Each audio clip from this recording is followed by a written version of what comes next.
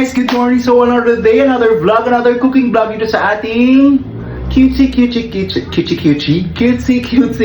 So for today's vlog, for today's cooking vlog, magluluto tayo ng sobrang basic na chicken curry.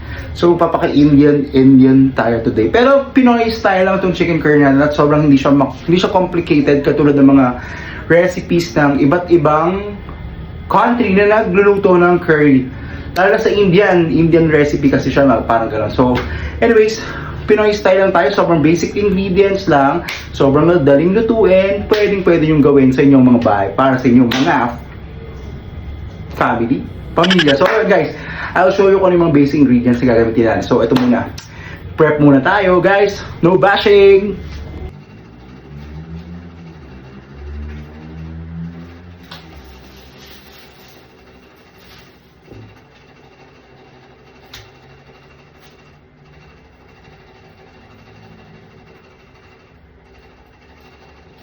So ayun guys, ito yung BTS natin, yung behind the scene ng every cooking video na ginagawa natin, yung pagpe-prepare ng mga ingredients na kailangan natin sa ating recipe.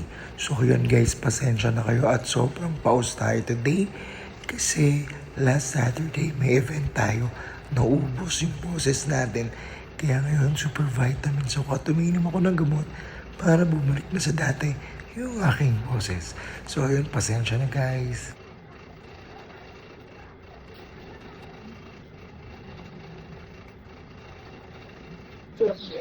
So ngayon guys, balik na tayo. Pwede na tayong mag-start pagluto. Ipapakita ko sa inyo yung ating mga ingredients para sa ating chicken curry Pinoy style na very basic.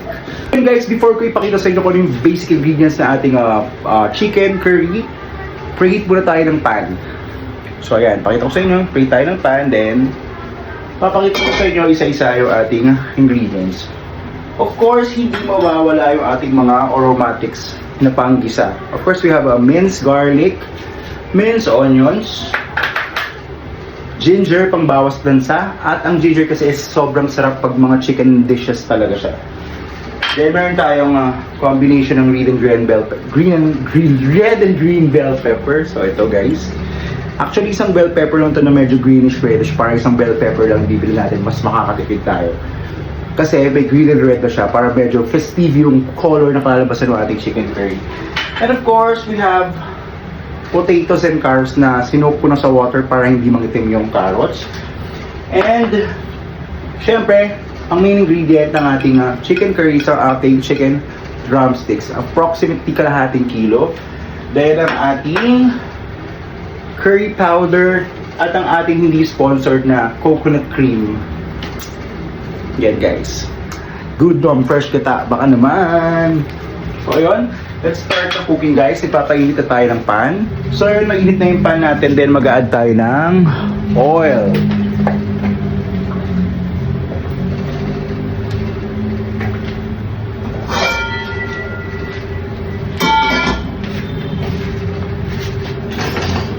Then, start na tayo magluto. So, yun nga pala guys, flex ko lang yung pan na ginagamit ko, itong wok. This is a, tawag dito, honeycomb na pan. Yan, non-stick siya. Sobrang ganda niya gamitin guys. Pwede siyang araw-araw sa inyong mga bahay. So, yun first, lagyan natin yung ating aromatic. Start tayo sa onions.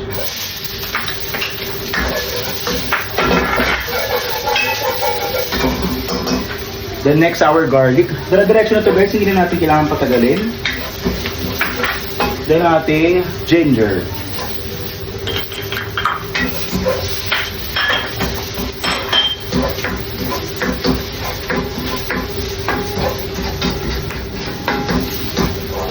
Add pa tayo ng konting oil, at least half teaspoon.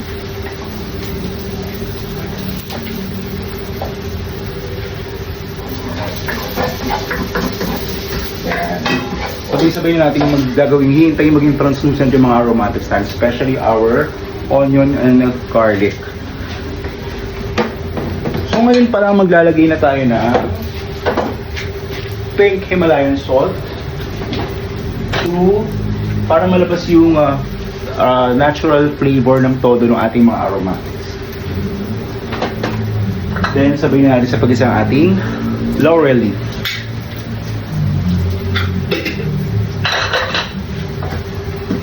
Pwede na rin natin i-season ng konting pepper. Para konti na lang i-season natin mamaya pag mag-a-adjust sa tayo ng lasa.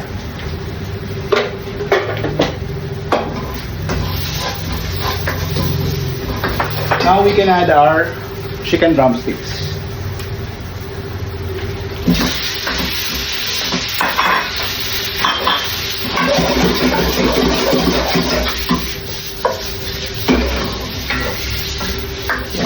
So lang natin siya, then hintayin lang natin maglabas ng natural juice yung ating chicken. Then saka natin siya i-steamer. Ngayon, sear lang muna natin yung ating chicken sa ating mga aromatics.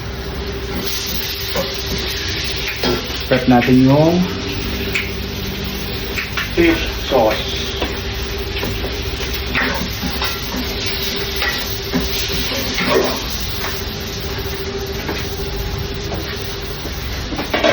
And simmer natin siya at least mga 5 minutes. Timer tayo guys. 1, 2, 3, 4, 5. Start.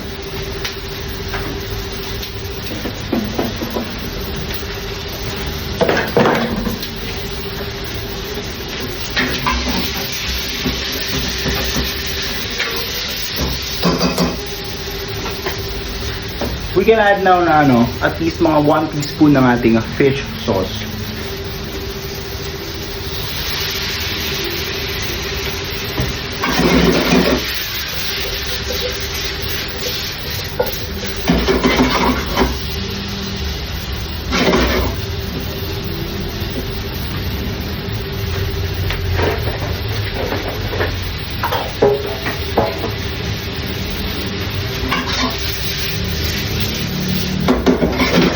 Cover ko muna siya. Yan. Sama siya sa timer ng 5 minutes. So, it's already 4 minutes na lang. So, countdown.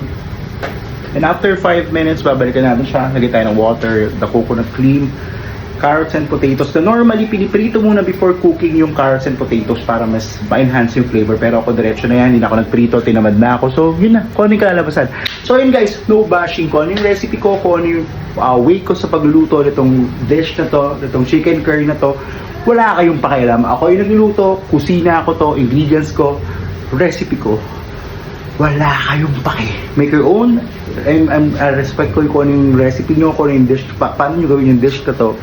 Pero ako, ito yung gusto ng family ko, ng friends ko, at ng kung sino pang nakakatikim ng mga niluluto ko. So, okay na ako dito.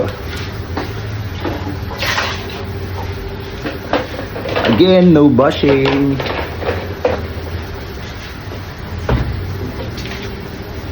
So yun, balikan natin yung chicken curry natin. Naglabas na siya ng natural juice. Ayan, no? Pakita ko sa inyo, guys. Ayan. So pwede na tayo mag-add ng chicken broth. Konti lang kasi naglalagay pa tayo ng gata mamaya. Ayan. Let's add more.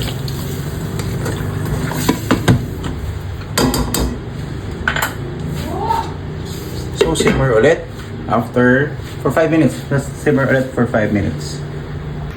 So ayun guys, after 5 minutes, check na natin yung ating simmering na chicken. Wow! Smells good.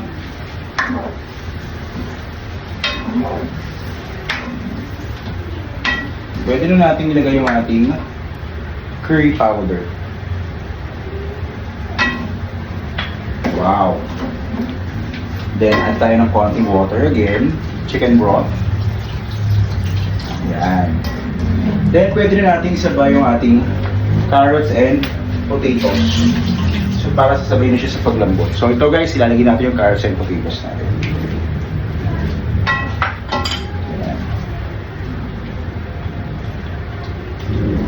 Yan. Then, pwede na natin isabay yung ating coconut cream from Good Nom. Good Nom! Baka naman!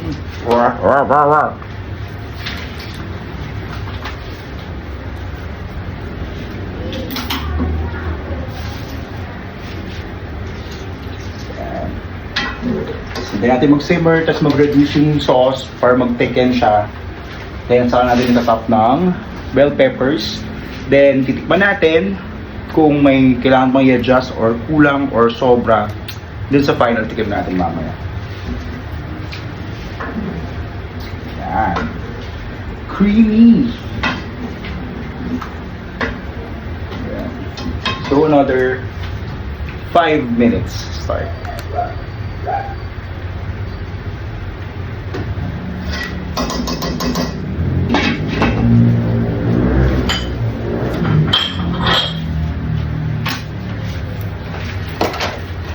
So yun, habang nagluluto, extra lang natin. Bumili si mama ng egg pie from Goldilocks. So while waiting sa ating nilulutong chicken curry, merienda muna tayo guys.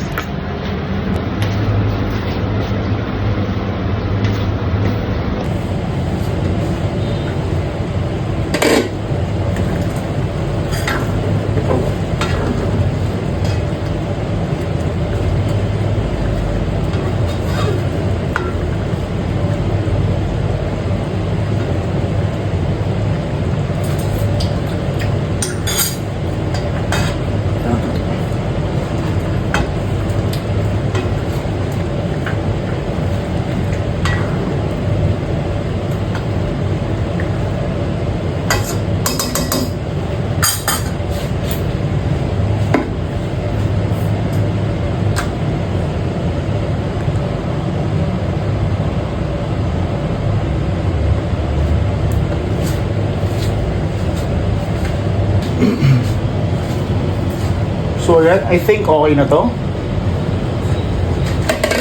Pwede na tayo mag-plate ng ating chicken curry. Yan, perfect.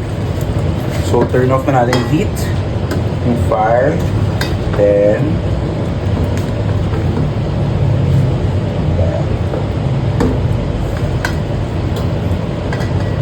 medyo mas sauce siya kasi yung sauce masarap to sa rice.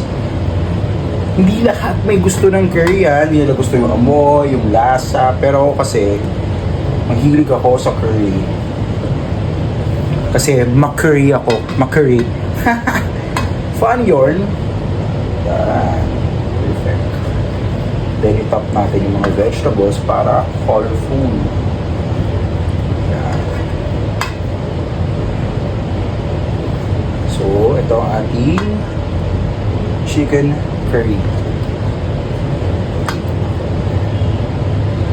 Then, another carrots for final color. So, ayan guys. Perfect na yung ating curry. Look.